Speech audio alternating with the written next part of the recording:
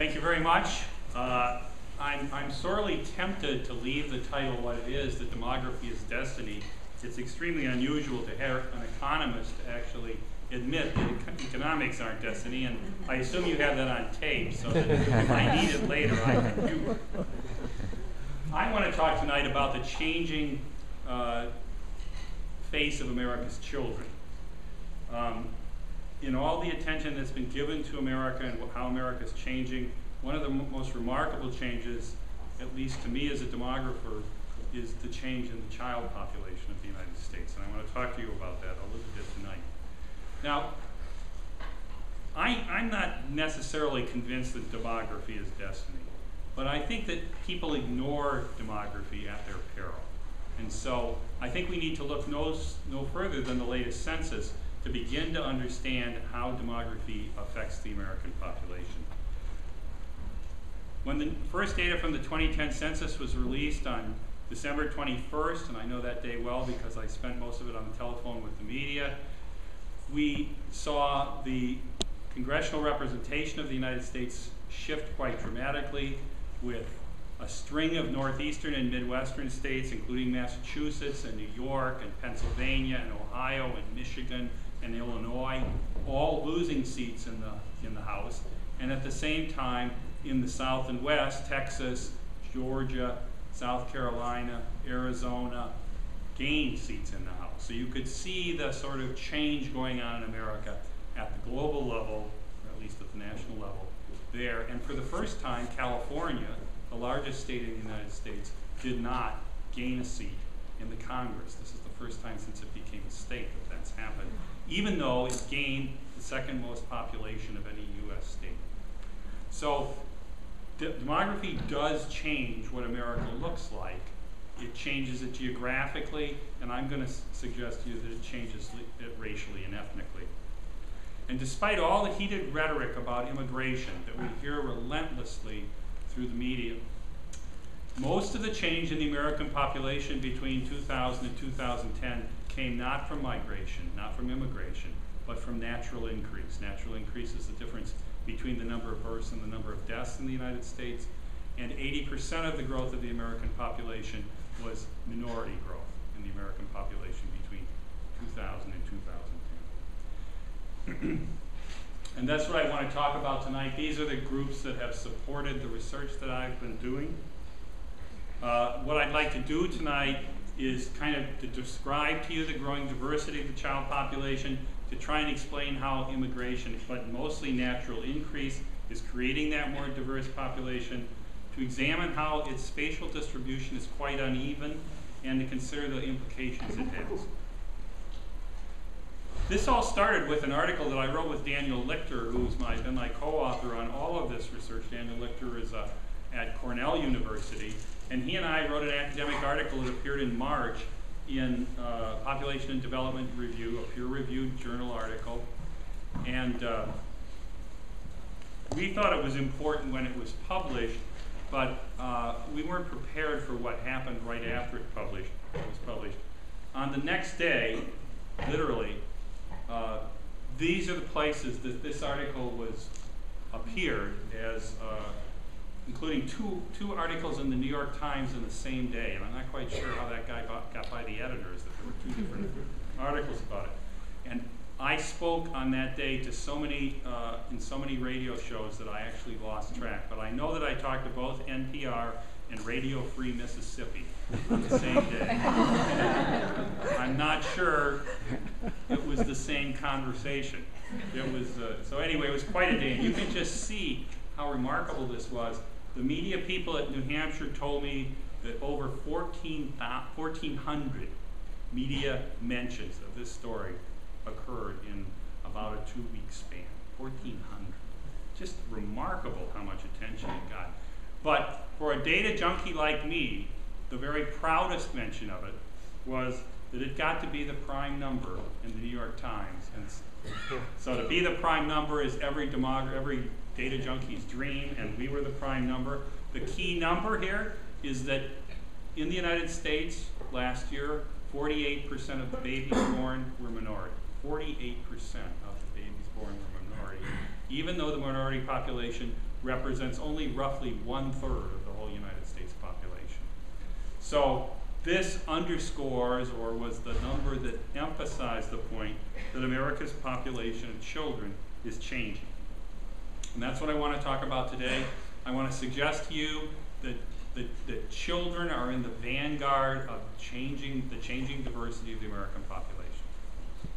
That the American population is changing in terms of diversity from youngest to oldest. 48% of the babies born last year were a minority. 20% of the population over the age of 65 are minority. 80% of the population over the age of 65 is non-Hispanic white. 80% of the deaths last year in the United States were non-Hispanic white. 48% of the births were minority. You can see the change coming in the American population from youngest to oldest. And that's our key finding.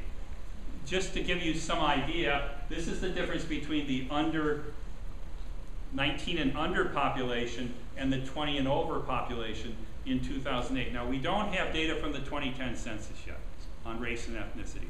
That will begin to be released next month.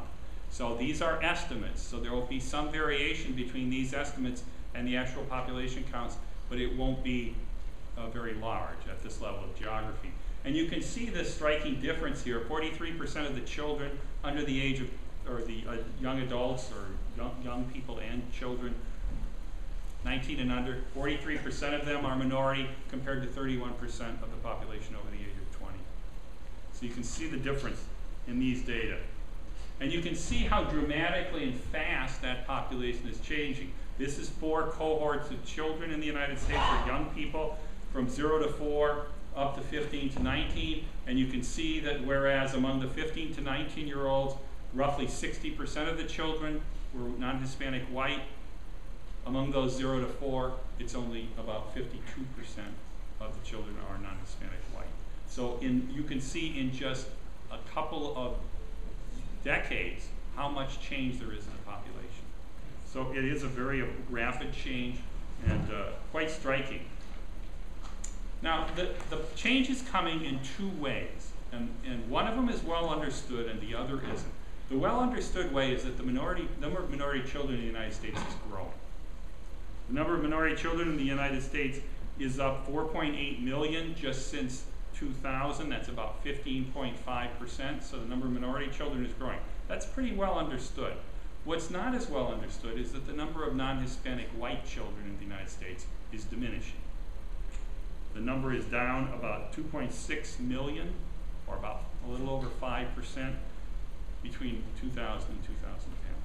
So diversity can come in 2 ways. It can come because the number of minority children is rising, which is happening and is pretty well understood. But it can also come because the number of non-Hispanic white children is diminishing, and that's happening at the same time. And so with one group rising and the other diminishing, change can come fairly quickly, and that's exactly what's happening. And you can see it demonstrated here, and you can see how important Hispanics are to that change in the American population.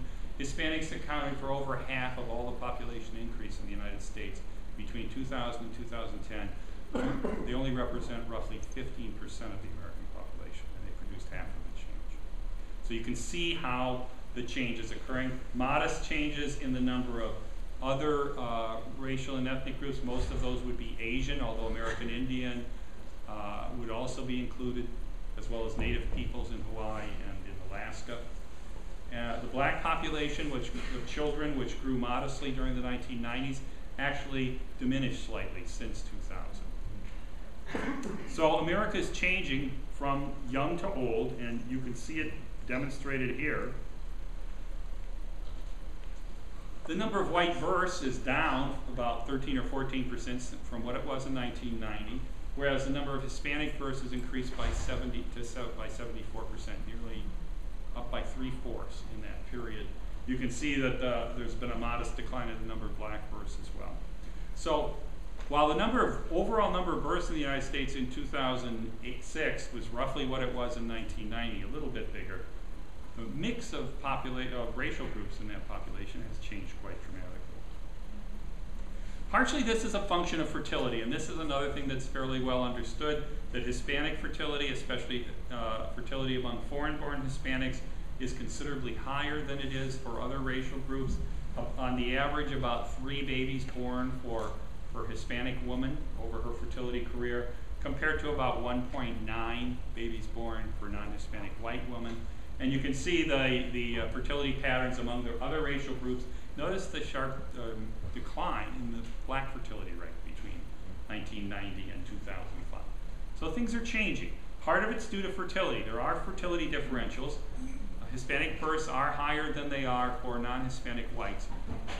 And there's been a lot made of that. But if you compare these fertility patterns to the fertility patterns at the turn of the 20th century, from the 19th to the 20th century, Irish women in the United States were having on the average over 6 babies per woman, compared to more like 3 to 4 for the non-Irish part of the immigrant population. So the gap between Hispanics and other racial groups now is actually smaller than it was at the turn of the 20th century.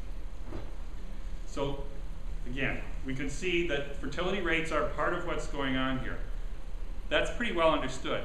What's not as well understood is that the other thing that's causing changes in the number of children in the United States is that the number of white women of prime childbearing age, which we're defining as 20 to 39, is actually diminishing. So there are fewer non-Hispanic white women of prime childbearing age to have children. It dropped by about 4 million during the 1990s and has declined by another 1.5 million since 2000. So you have all of these, you have these numerous forces playing together to produce these changes. You have the number of minority women of prime childbearing age increasing, so there are more of them. You have the number of white women of childbearing age diminishing. You have higher fertility among the minority, particularly Hispanic population in the United States, whereas white fertility is considerably lower. So the net result of all of this is going to be a changing racial and ethnic structure among American children. Just to give you some idea of this is the Hispanic population. This is the population pyramid, which shows you the age structure of the US population. So on the left-hand side, the kind of maroon color is women. The kind of yellowish white color is men. This is the population structure of the Hispanic population of the United States. And when we think about why there are more Hispanic children being born, part of the reason is if you look at the number of women who were in their prime childbearing years in 1990, that's that upper group of women who are now in their 60s, their 40s to 60s. But 15 years ago or 20 years ago, they would have been in main childbearing age. Notice how few of them there are. Now there has been some mortality loss to them, but not very much. On the other hand, you can see how many women there are now who are Hispanic of prime childbearing age. And when you have more women of childbearing age, you're going to have more children. And so you can see the bulge at the very bottom of the graphic is the next generation coming onto the scene, and it's bigger than the generation above it. So again, when we look at the dynamics of how the child population in the United States is changing, partially it's because of fertility differentials, and partially it's because of the size of the population capable of producing those children. This is the white population, the non-Hispanic white population. That big bulge you can see that were in or close to their prime childbearing years in 1990 are the baby boom. Now they're out of their childbearing years. You can see the notch below them, which is the babies that they delayed having. When they didn't have their babies when they were in their early 20s, they waited until their late 20s, and then when they had them, they didn't have as many. And the result of that is the notching of the population. And then you can see that those children now, the children of the baby boom and the children just beyond the baby boom, were in their main childbearing years in 2007. There are many fewer of them, and the number of children that they're producing is quite modest. And so here are two different age structures, two different populations with different fertility levels on top of this, producing strikingly different numbers of children. And so when we think about the dynamics of how the population is changing, this is how it's happening. Now, the diversity of children in the United States is geographically widespread, and I'm going to show you that in a minute, but it's spatially uneven. While there are large parts of the United States that have a very diverse child population. There are parts of the United States that don't. One of the ways that we look at, and we've paid attention to the diversity of the child population in the United States, is between big urban cores, which has traditionally been where minority children are a large part of the population. In fact, they're the majority of the population there. But in suburban and smaller urban areas, and especially in rural America, there tends not to be as many minorities. And yet we find that since 2000, the most rapid growth in the child populations that are diverse have occurred in the suburban areas and in rural America. Now, they're still less diverse than the big urban cores, but the growth rate is higher there than it is in the urban cores. So just at a kind of large scale, the scale of big urban centers, suburban areas, rural America, you can see the changing diversity, this dynamic of change. You can see, for example, that the white population is diminishing, the number of white children is diminishing everywhere. The losses are actually greatest in the most rural parts of America. And in part, that's because the population in rural America, especially the white population in rural America, is considerably older than it is elsewhere in the United States. In fact, some of my most recent research that's going to be published next month shows that there are, in any given year, there are between 600 and 700 counties in the United States in which more people die than are born. That's called natural decrease. And it's most common in rural areas, particularly on the Great Plains, but it's occurring in other places not very far from here. In northern New England, there are counties where more people die than are born. And so when you have an older population that has many people who are in ages where they're at risk of mortality, and you have relatively few young adults, because young adults have been leaving these areas for generations, there aren't many people to produce the next generation of children. And so in those rural areas, the white, non-Hispanic white population, which has been the predominant population, is diminishing because there aren't as many babies being born. But you can see a similar story in suburban areas and other metropolitan areas, and even in the large metropolitan cores. In contrast, the Hispanic population, which is the driving force between the growth of the American population, and especially the young population, you can see the significant increases in their numbers and in their percents. You notice that the height of the bar is how many. The percentages are given to you too, so that you can see both the absolute numbers and the percentage change in these populations. And they're quite striking that we're seeing so much change going on. And again, it's that same dynamic that I mentioned to you before. Fewer white children, more minority children, creating increasing diversity in the American population. And it's, again, coming from the bottom up. There are already, out of the 3,100 American counties, there are 500 counties in which there are minority majorities. In other words, the majority of children in over 500 counties in the United States are minority now. And in another 300 counties, there's somewhere between 40 and 50% of the child populations.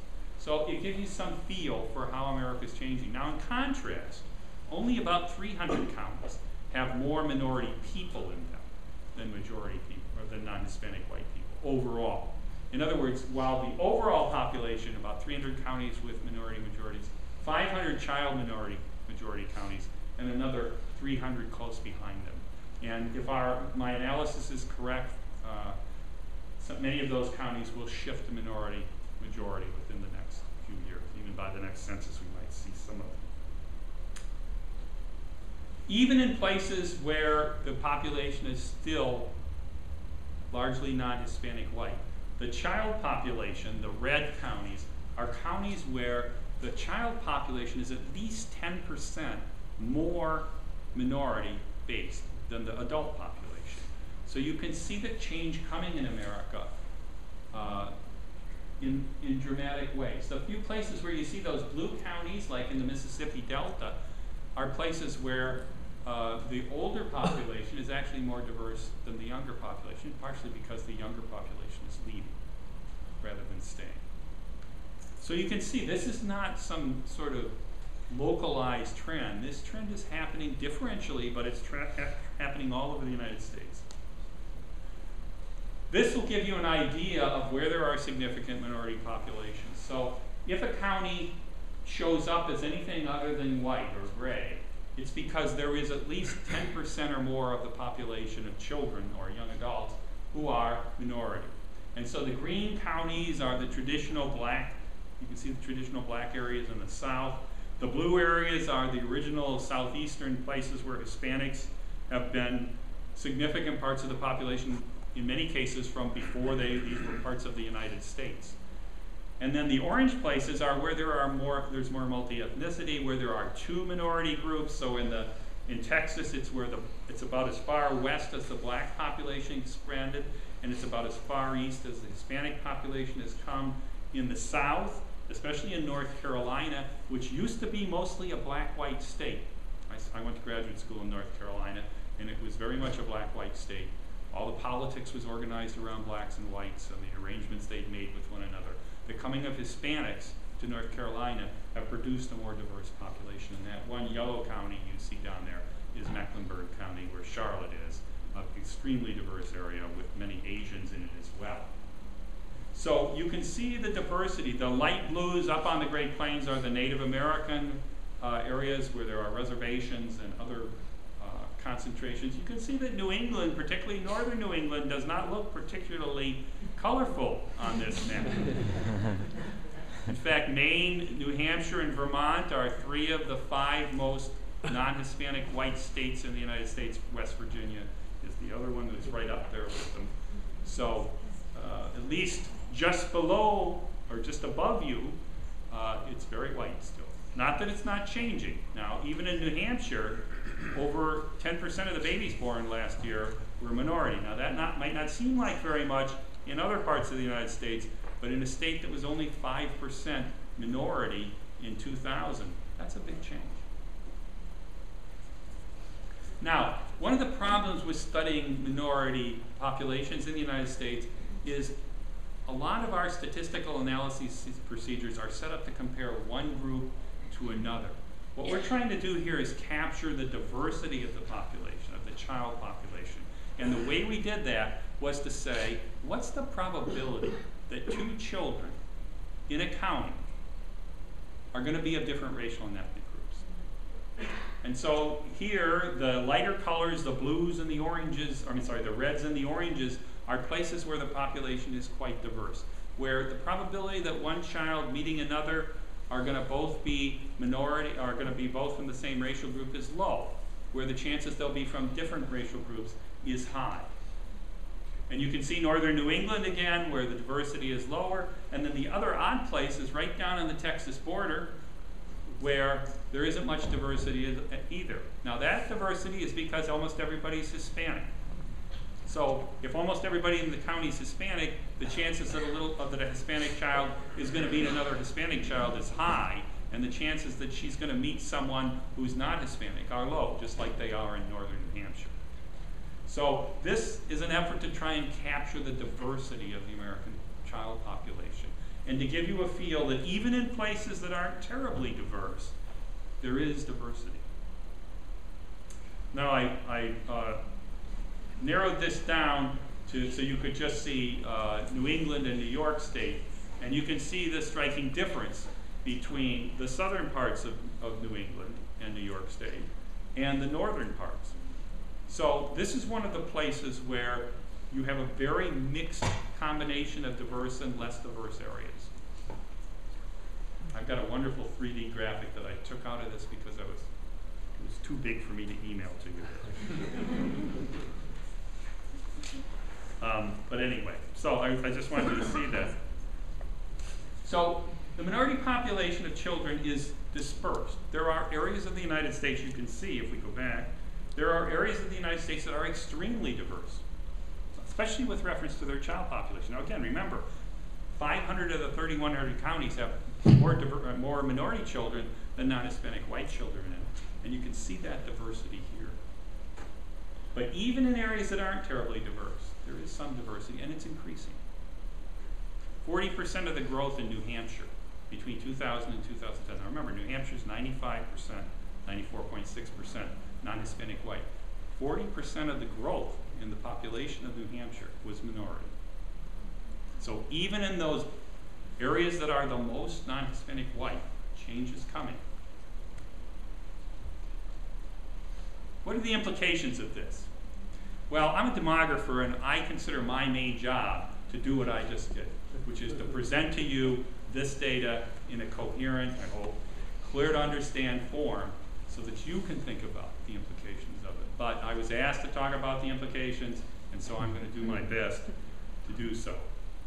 One of the things that's very important as you think about this increasingly diverse population is this is America's future that you're looking at. And one thing that America needs to do is to invest in those children because they're the next generation of adults who are going to be the people who produce and support and maintain and develop this country in the future. So we have traditionally wanted to invest in them so that they'll be able to take care of us when we get older.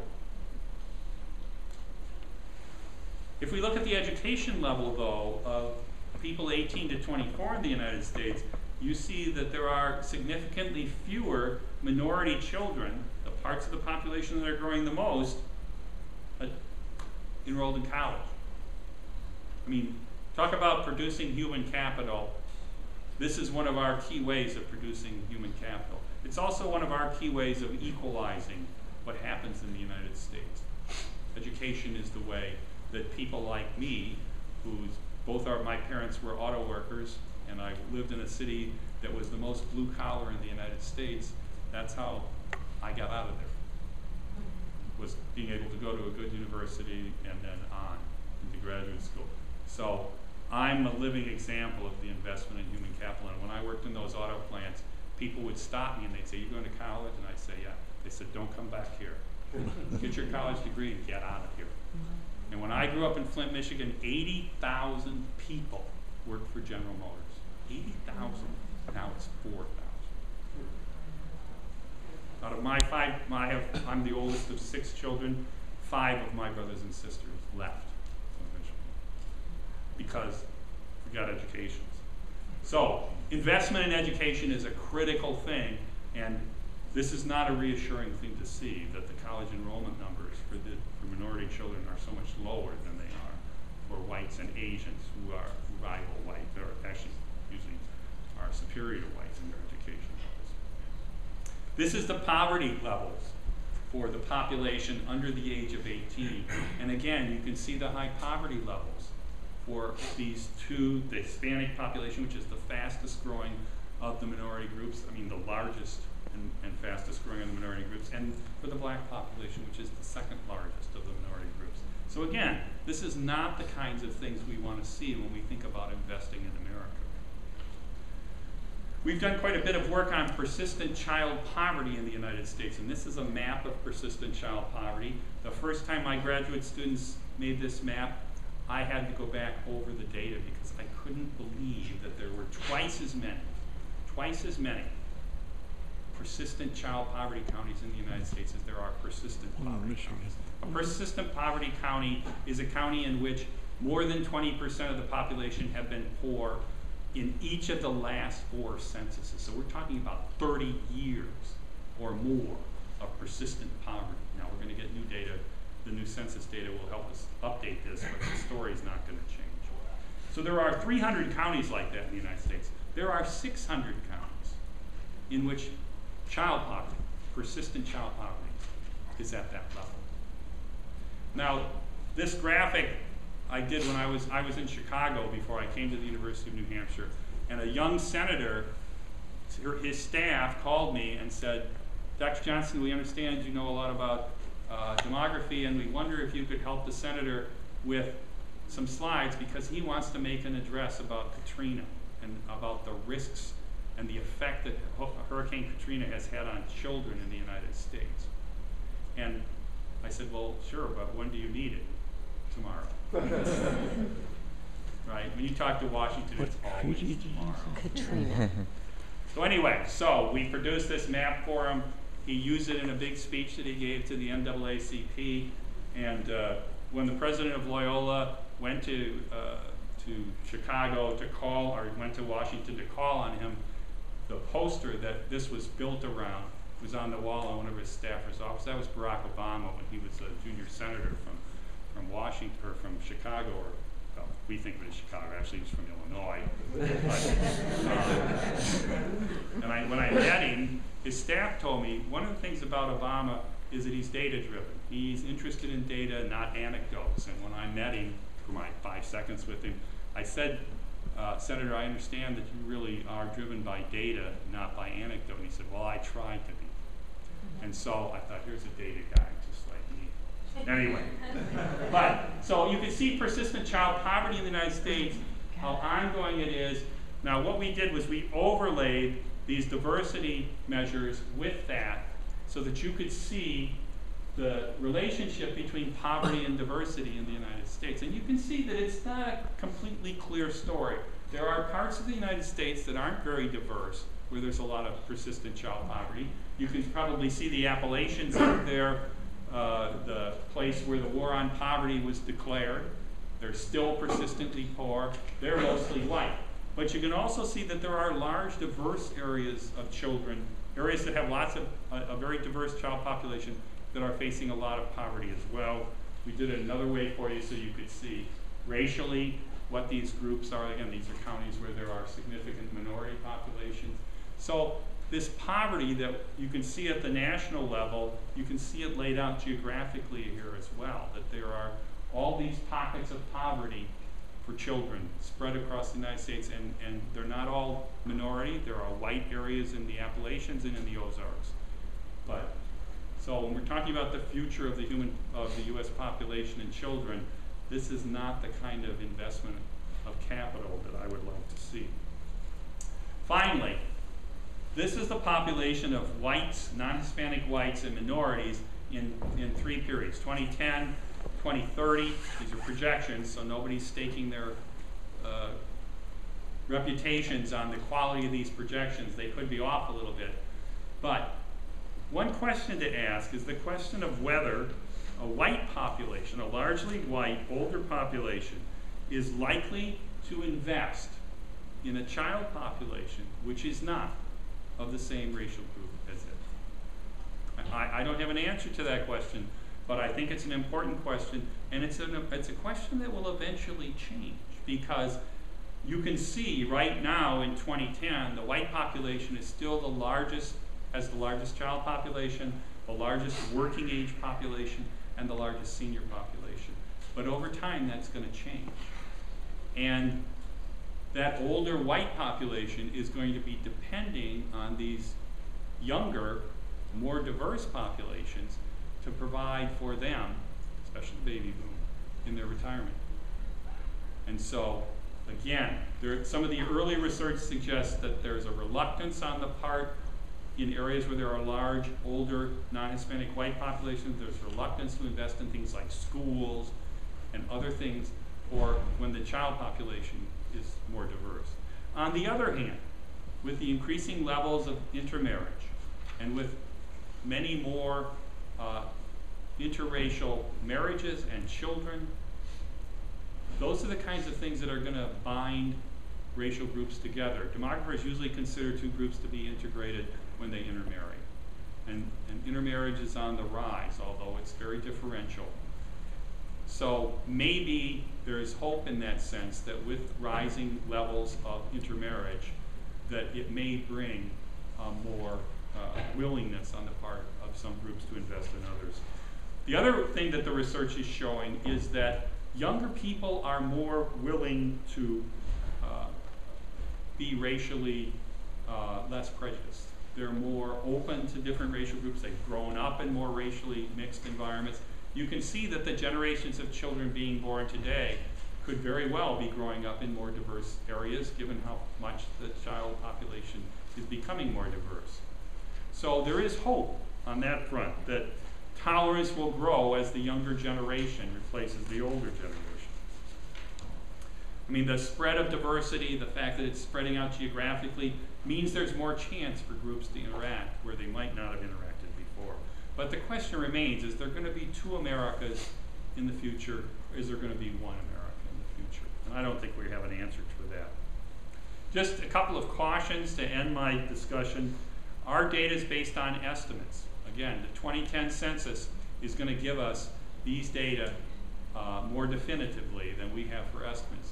However, these estimates have been good in the past. They're not somebody sitting around and making a few guesses. They're based on a lot of very good data. So while the actual numbers might change a bit, I'm pretty confident that what we're seeing is consistent with what's really happening. The other thing is that we're using counties as the unit of analysis. And in some parts of the country, counties are good units of analysis, in rural areas, for example. But when you think of Boston, or you think of Cook County, where Chicago is, which has 5.4 million people in it, there's a lot of pockets of diversity and a lot of pockets of not very diverse populations in a place like that.